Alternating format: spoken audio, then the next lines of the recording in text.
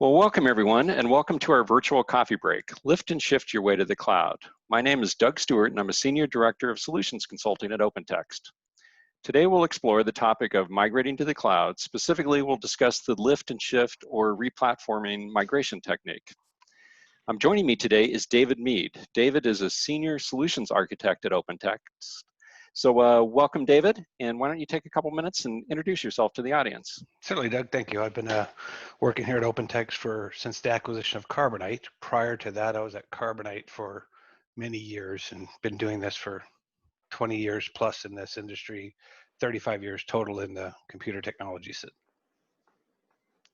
Well, great. Well, welcome. I'm definitely excited to explore, this topic with you today. It's a topic that I know on many of the customer calls that I have comes up over and over again. So let's go ahead and just jump in. And obviously, the place to start is, so why lift and shift? Why use the lift and shift methodology versus other cloud migration methods?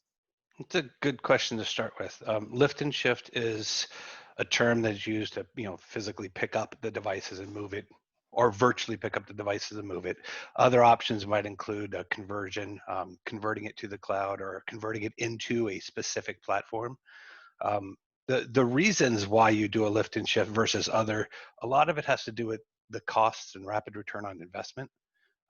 But the way I like to look at it more is diffusing or expanding out your expenditures, because the cost to shift to the cloud might drop your immediate costs, but if you don't actually utilize the actual cloud resources, those expenses can creep up on you pretty quickly. So the decision to lift and shift or convert, I think it shouldn't be an or question. It should be an and. If you're going to move to the cloud and you're not converting into a third-party platform, like Salesforce or something like that, then you probably want to say lift and shift and move to the cloud or convert. The reasons for that is you could see that immediate expense relief when you pick up your virtual platforms and drop them on the cloud. And then while you're in the cloud, you could start seeing that revenue stream, or that, I should say, the cost values come to play, because you're using that, reinvesting that money into converting into the cloud platform. So those are some pretty basic ones. Got it. That's interesting. So once you've decided to take this lift and shift, and then also convert approach for migrating, how do you actually get started? What are some first steps that you should plan on? Good question. So like any other project, there's some certain obvious steps.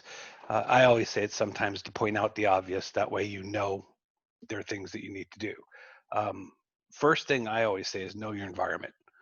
And when not just knowing your environment, not knowing what servers you have out there or what their specs are and version numbers, but you really need to know your environment. What's being used in your environment? Why is it being used? Who owns it? Who's actually running this environment? Without that information, then you're going to be and you might get yourself into situations where you lift something to the cloud and it's not quite working the way you expected. So understanding the data changes, how much the data changes per hour, understanding the type of network traffic you have. So getting that understanding is that first step, really understanding why that system is there, who owns it, what's it do at the end of the week, what's the volumes at the end of the month, are there certain licenses that need to be deployed, can you deploy those licenses to the cloud? That's another question that needs to be asked. Some environments will actually have connections outside the databases that might connect to another environment. If you move it around, it might have trouble. So really understanding your environment is what I would suggest is the first thing you need to do. I can't tell you how many times I've seen these 1,000-row multicolored multiple columns of spreadsheets that they say, oh yeah, I know what I'm doing. In the actuality, they know of the environment. They really don't know what that environment's doing. So that's what you really need to, first steps, know your environment, build a plan, make sure that plan has a starting point, active action points, you have gates that you can get through, and then an end game. By the way, that end game should also include getting to use the cloud services. So that's the first thing I'd look at. Yeah. Well, good. Well, I think you started already getting there, but my next question is on best practices. So what are some of the best practices that people should follow here? Yeah, well, I mean, the best practice, I did hit on a couple of things, is making sure you have an end game, making sure you build a plan, making sure you have an end game and figure out what you're doing. Um, I guess the other things to do would be include your stakeholders. If you have an executive stakeholder, if you have somebody who owns the business, include them early in that planning stage. Um, a lot of times you have these plans that get built, the users go through and start building it out, then they go to their stakeholders and say, hey, we're doing this. The stakeholders like, oh, okay. So I'd say one of the best practices, make sure you get those stakeholders involved early in the game. Make sure they're not told what's doing without a decision. Does that make sense? Yeah, that makes a lot of sense. And I would imagine also just project manage the heck out of it as well. Yeah, I mean that might be overkill in that sense, but project manager. But make sure your project is planned out well. You have a good project manager who's doing the due diligence. Um, there's things that you need to make sure you do when you cover that plan. Is a lot of times you define SLAs. Perfect example. I have a system. This system could be down for 24 hours. Oh, we'll lift and shift through a backup. That's fine, but I have another plan, another system that can only be down for 24 minutes. Oh, okay, so now I have to do another process to do that. Make sure your plan covers the processes. And which, by the way, is another best practice, is minimize those processes. If you can find a solution that can go across the processes, whether it's a 24-minute or 24-hour recovery, make sure that your best practices includes getting something to streamline and optimize that solution. Lower the risk. Got it. The more processes you have to manage, the more pieces of this puzzle you have to keep in place and project manage, the more risk. The more risk, the more chances of having a problem, and delays and complexities of the environment go up. Right. And one thing that when you were talking, and sorry, I don't mean to throw this at you cold, but ROI must get talked about a lot as It part does. of this as well. And there must be some best practice because people oftentimes pull ROI out of thin air. Correct. Correct. And so there must be some good best practices that you've seen, or at least don't do's around ROI, It is. conversations. There are. The conversations on the return on investment is pretty straightforward. What's your initial investment? How much do you charge per, how much do you pay? I mean, if you look at the data center, that first decision that we have to make, am I going to move this to the cloud? Yes, I'm going to move this to a cloud. Okay, am I going to lift and shift or convert? That's when you start looking at your ROI. I'm going to spend some money to have a tool to help me lift and shift this to the cloud across all processes, across all steps. The return on that investment is probably going to be a lot greater than having multiple people manage multiple processes and multiple solutions. Yeah.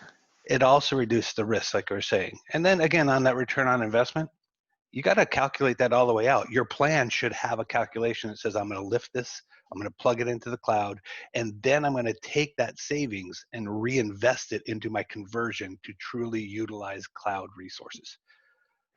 Scariest thing is when they don't have a plan after the lift and shift. What they're going to end up doing is moving their physical data center to a virtual data center. Well, that virtual data center still needs to be managed. It's still going to have costs. It's still going to have repercussions about how things are running, licenses are being used. I still got to update my applications.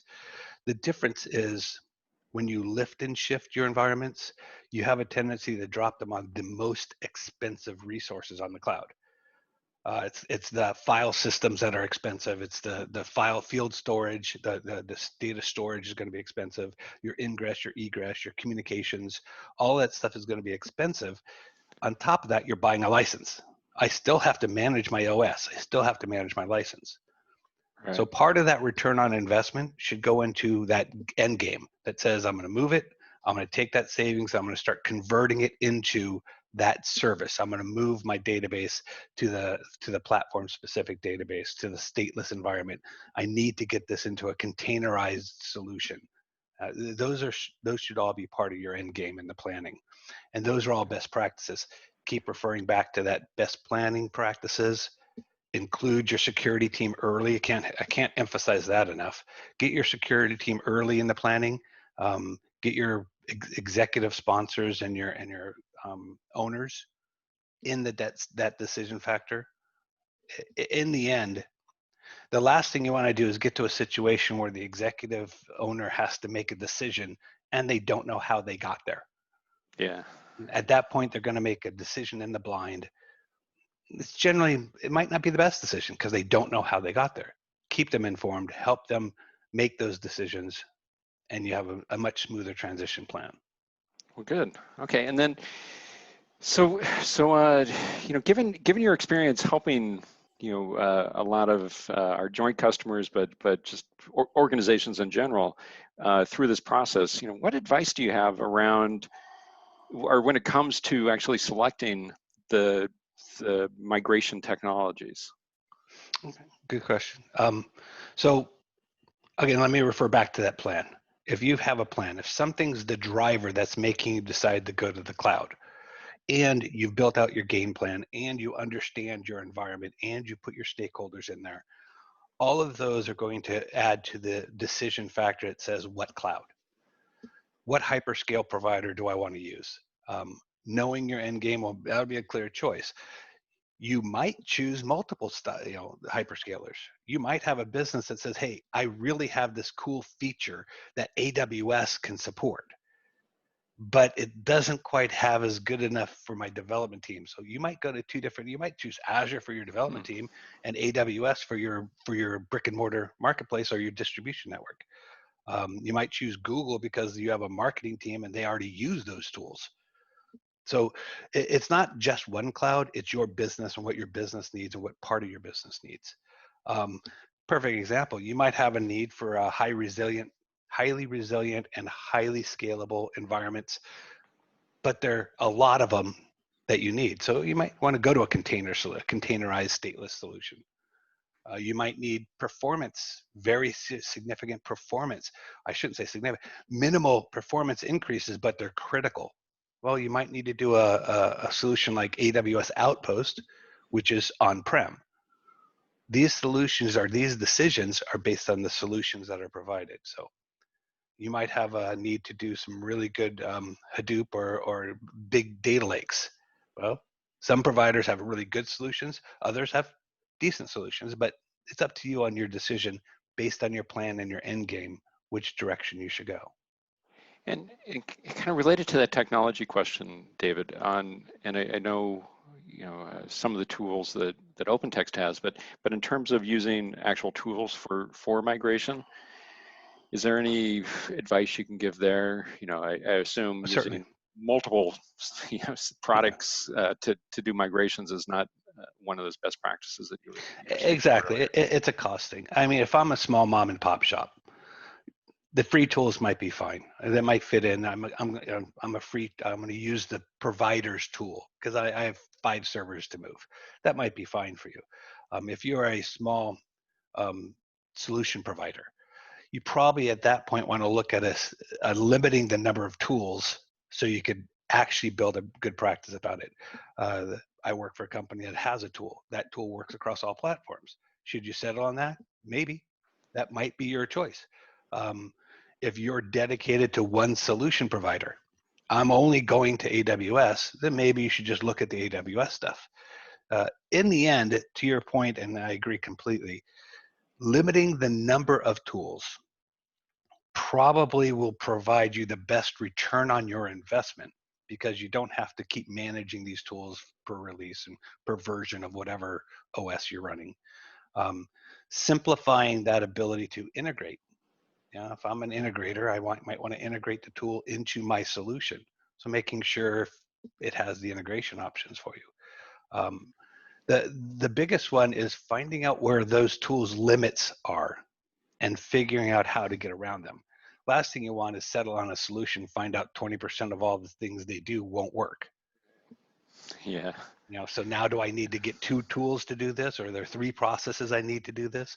So if you can eliminate all of those exceptions, identify the loopholes, and deliver a solution across the board, that will simplify it. Well, good. And then kind of, getting towards the end of our time here, so this has all been good stuff. But I think you kind of started touching on this, but how does the lift and shift approach impact the business, and does it impact the business differently than maybe some other of the migration techniques? Yeah, it does. So when you look at it, if I lift and shift, I'm going to pick up my physical environment, drop it into a virtual environment.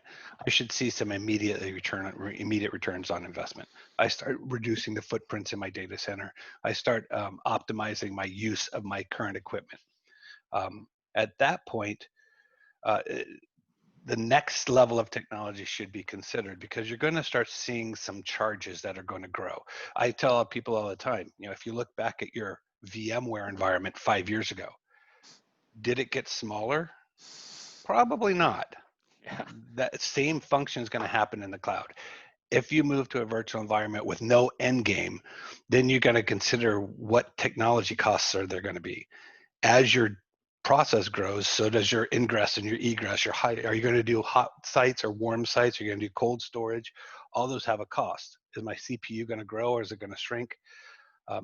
So in the end, take advantage of what the providers have. You could build out a solution that does optimized processing. When you're not using your system, bring it down to the minimum footprint. Get burst modes or this capacity modes that allow you to grow your capacity on the fly. Gives you some options to optimize your costs. All those costs, by the way, I think should go back into your moving into that service-oriented or software as a service solution. Utilize the databases that the vendors provide you. Make sure you're not locking yourself into a solution at the same time. You might want to be able to utilize a SQL database or a PAS database on Hadoop or something. Make sure you can move that around. But when selecting the technology, make sure that you get what you want out of the technology, not what the hyperscale wants to sell you. That's the other thing too, is, oh, I have a great deal for you today. I don't need it. No, I need this. Let's go after this. So that's that long-term game plan. The last thing I'll probably leave you with while we have the time is, at the end, I've picked up my physical environment, I've moved my physical environment to the cloud, and I've even started going through the steps of converting it to utilize the cloud services. I still have an on-prem presence. I still have switches I need to run. I still have networks I need to manage. I still have an IT staff that's going to make sure I'm still connecting to the cloud. So it's not like you're removing your IT staff. If you're a large widget manufacturer, you're going to have a large, staff maintaining the systems. Once you move to the cloud, they don't go away. They're still there managing the systems that you have. The IoT systems are going to be on-prem. Your networks, your routers, your security protocols, all that's going to be managed still. So moving to the cloud is not the end game. It's the next step in your end game. Right. Got it. Well, good stuff. We're definitely towards the end of our time, and thanks for all those kind of practical insights. Any last comments or thoughts to leave us with before we close? Well, like I said at the beginning, I've been doing this for a while. The company I work for now has a tool that does provide this across multiple platforms. So, hey, if you have any questions, reach out. I have no problem helping design solutions to do this. Well, excellent. Let me reshare my screen so people can do just that. David, definitely thank you for being with us today and sharing your expertise on this topic of migrating to the cloud. It's definitely top of mind for a lot of the customers that I deal with. So yeah, all your practical explanations and advice around lift and shift, besides being really interesting and insightful, I think that they're will be very practical and actionable. Some good takeaways for me and others. So again, thanks for sharing your expertise. Certainly. And also to our audience, thank you for listening to our discussion. If you have any follow-up questions or would like to talk with one of us, our contact information is up on the screen right now. So feel free to reach out. And again, thank you to everyone for joining today, and a special thanks to David for sharing his experience with lift and shift cloud migrations. And have a wonderful day, and we'll see you at our next virtual coffee break. Thank you, Thanks, everybody. Doug. Have a good one. Thanks, David.